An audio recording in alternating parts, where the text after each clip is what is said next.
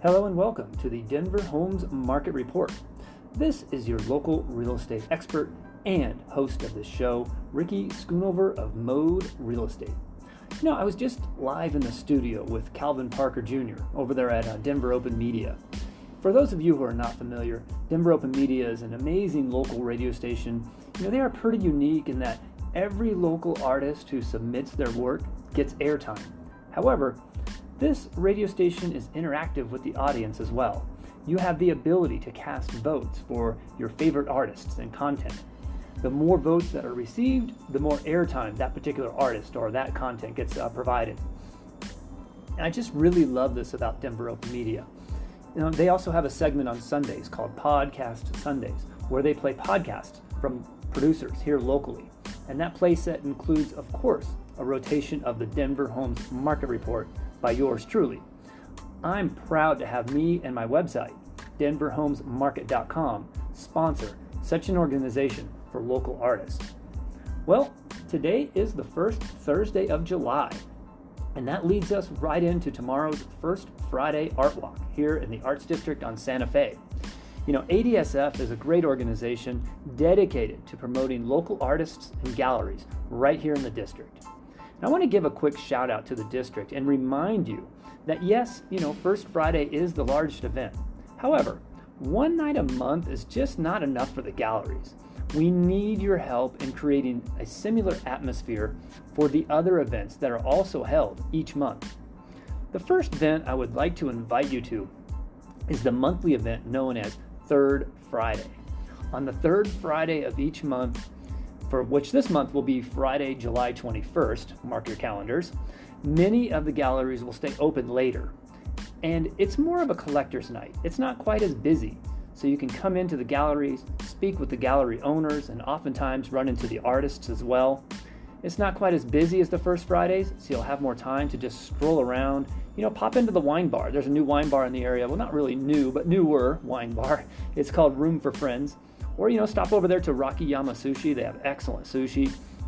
Or head down for a hi-fi sensory experience at ESP. Have yourself a nice craft cocktail there. Then, from there, bounce along Santa Fe and hit the art galleries. Then, of course, the last Sunday of each month, there's an event also known as Sundays on Santa Fe. And it's during the day, right around 11 o'clock. Galleries open up. And we are really hoping to get this event up and running. Before COVID, there was enough traffic where several of the galleries were then offering some brunch bites and some beverages while you were browsing the galleries. We'd love to get enough interest to really make that last Sunday on Santa Fe as much of an art walk as it is a brunch tour. So mark your calendars for First Fridays, Third Fridays, and the last Sunday for Sundays on Santa Fe. Okay, well, that's all my endorsements for the day. They're not paid endorsements. I just love these places. Let's talk about real estate here in the Mile High City. You know, real estate market, it took a bit of a dip late last year. I remember bracing you here in my podcast and bracing myself as well as I was seeing the market turn south. You know, the days on market were just, you know, one of the indicators, but we were seeing the median days on market growing, you know, from being like 8 and 9 days on the market to getting to be 38 and 45 days on the market. And that was a stark contrast to what we were seeing just about a year or so prior, where if your home was on the market longer than the first weekend and you were not swimming in multiple offers by Monday, then buyers started thinking something was wrong with your home. Then, of course, prices started to slow down as well. I was seeing a 5 to maybe 10% drop in home prices, and the inventory was starting to grow. These were all kind of pointing towards a market slowdown. And then the feds were indicating they would continue their aggressive rate hike stance as well. So all this was brewing in what really could have gone either way. And, you know, very well could have continued on this downward trend. However, the feds finally started to ease up on their rhetoric, and they started to slow down on the rate hikes. They even put a pause on rate hikes just, you know, for a moment there. This all helped the market build some stability and realization that the high 6 and the low 7% rates were going to be the new normal as far as rates were concerned. And this is where we've been now for most of this year. Now, interest rates have been fluctuating right in that 6% range, touching up into the low 7 range in some of those cases. However, that has not stopped the market. Obviously, the market is not as crazy busy as it was, but that is a good thing. Everyone who lived through the real estate bubble back there in 2009 through 10 area knows we do not want to blow the market up to the point where it implodes. So now we are in a pretty balanced market. There are reasons out there for sellers to sell, and there are reasons out there for buyers to buy. And this stability in the market is what we are needing. And so far, it looks like the Feds are finding the right balance to slowing the economy, slowing inflation without plunging us into an all-out recession. Right now, we are seeing some competitive bidding on homes, but not all the homes out there are being competitively bid. Only the ones that are really well priced and professionally presented. While other homes, well, they're not professionally staged, they're not, cleaned up, or they have other detractors, those homes are sitting on the market longer, and they are also selling for less money. So the moral of the story is get a realtor involved early on in your process. We can help you understand where the market is at this very moment and what steps we'll need to take for you as a buyer or a seller in order to get you the best deal possible in the current market. I have another topic I want to bring to the discussion today. This was something I brought up with Calvin during our recent visit there to the studio there at Denver Open Media, and we touched on this kind of as a teaser for today's podcast. I was live on air, and the real estate deal that I was referring to was still being negotiated, and I did not want to bring up the specifics of that particular deal at that time. However, we are still in contract, but we've now worked through all the details. So I want to bring you a real-world scenario. This happens very often in real estate. And in this case, I'm representing the buyers. So we'll kind of talk from a buyer's standpoint here. We put in our offer gets accepted, and shortly after we go to contract, of course, we schedule our inspections for the home. Now, these inspections are not a pass or fail of the home. These inspections are not to determine if the home is perfect. I have been asked by so many people on various deals, did the home pass inspections? But I have news for you. I've been doing this for 20 years now, and no home is perfect. Not new homes, not old homes, not houses, not condos. Every home will have some sort of issues. That is just the reality. The inspectors are not there to pass or fail in that scenario. The inspectors are there to hopefully identify areas that need attention, but they do not inspect the home and then give it a gold star if it all checks out, or give it a red check mark if it doesn't. These inspections simply let the buyer know what the condition, and then let the buyer decide if they still want to buy the home or not. Sometimes there may be a major flaw found, and the buyers don't even want to buy the home at that point at all. Luckily, this is pretty rare. However, what is very common is for buyers to bring these defects to the attention of the seller and ask them to either fix the defects or perhaps credit the buyer so the buyer can take care of it after closing. However, in this case, the sellers had done a ton of work to this home before they went to market. They even tested their water well before going to market. Now, this home is up in the base of the mountains up there near Conifer, just west of Denver. So the property is serviced with a private well. As we were setting up the inspections, the sellers were very confident that they had identified every issue and had dealt with it ahead of time. So they figured this home was going to come back with nothing by way of repairs. Well, then of course we had the inspections, and yes, the home had a lot of, updates to it, newer systems. The roof was newer and of good quality. The septic system, however, had some trees growing in the leach field, which the septic company had recommended those trees to be removed. This was strike one to the seller's willingness to do anything my buyers were asking. My buyers were concerned those tree roots may eventually disrupt the leach field and cause problems with the septic backing up. The seller's stance was, well, the trees had been there for at least as long as they had lived there. In fact, the trees were established when they moved in, and the septic company at that time when they purchased several years ago did not think the trees were an issue.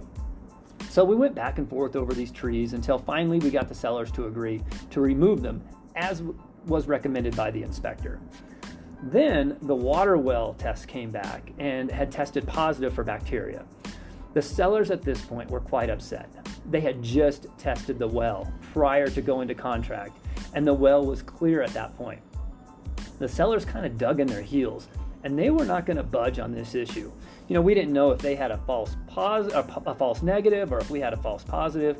My buyers, rightly so, also dig their heels in and say, well, we're not going to buy a home with the water well testing positive for bacteria. This got pretty emotional on both sides, and both were standing their ground. The problem is, we have a contract. Both buyers and sellers had agreed up front to this contract to execute it in good faith. Decontaminating a well is very common. It needs to be done when bacteria is found. It's really not a big deal. So what's the solution in this case? We would, need to chlorinate, then dechlorinate the well. Then if needed, add a whole house water filter with a UV light, which would then kill bacteria moving forward. The whole process only takes a few days, and then the filter needs to, be installed. And that would bring up the total cost for this whole process to be about $2,000. We could not get the sellers to budge. They were still saying they already tested the well. My buyers were, done with the sellers at this point. They felt they were trying to sell them a house with a contaminated well. So here we are choosing not to move forward on a contract from either side over a dispute which is only about $2,000. Now don't get me wrong, $2,000 is a lot of money, but in the scheme of things, it's a tiny percentage of this home's caliber and value. Luckily, the listing broker in this particular situation is one of my colleagues. We were able to work out a resolution that everybody could live with and move forward. So what's the moral of this story? I want to take you back to my earlier comment. Find a realtor with experience. Find a realtor you trust.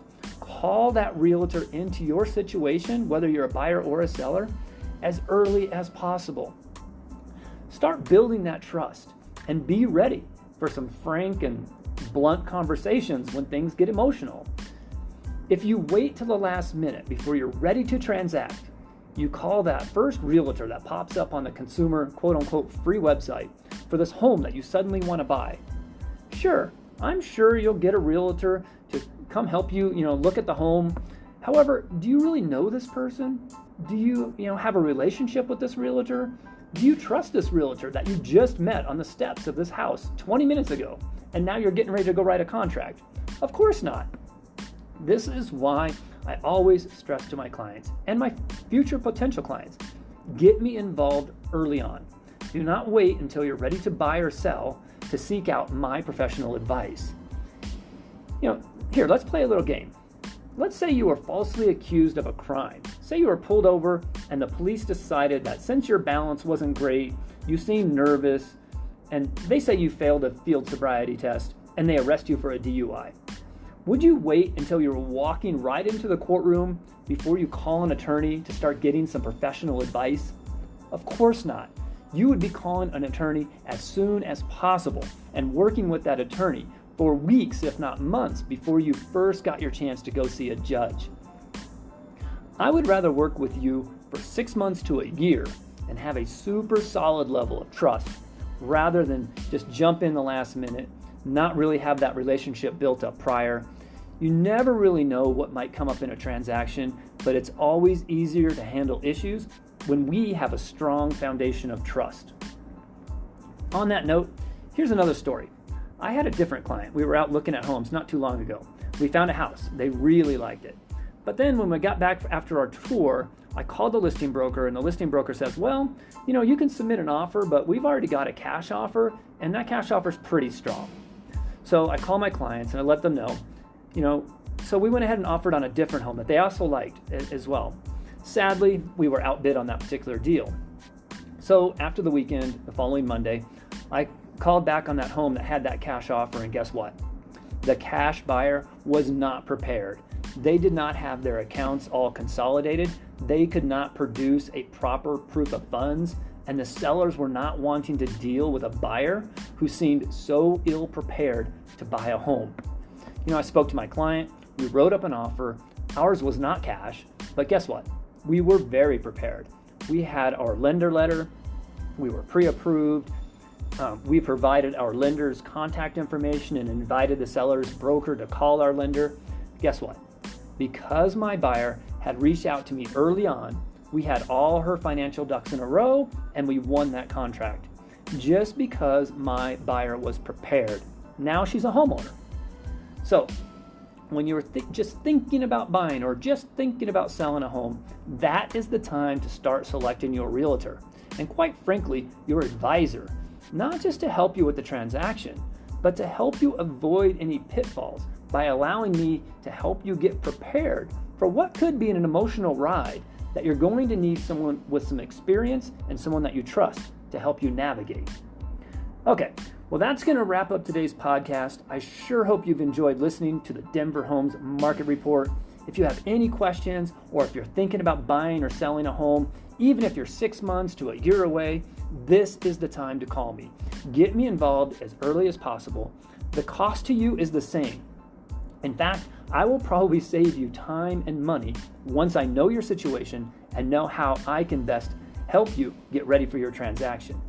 Feel free to check out my website, www.denverhomesmarket.com. You can always call me direct. My cell phone number here is 720-688-5110. Once again, this is Ricky Schoonover of Mode Real Estate, and you have been listening to the Denver Homes Market Report. If you come out to First Friday tomorrow, shoot me a text. I'll be out and about in the district.